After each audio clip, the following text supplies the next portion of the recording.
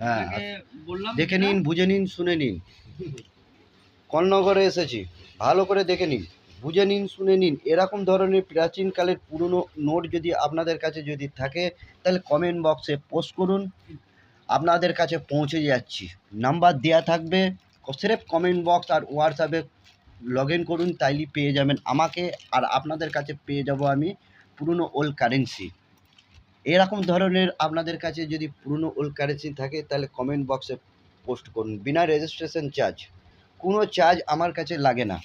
আধার card, pan card বা voter card বা ঘরের দলিল, মাটির দলিল কিছুই লাগবে না।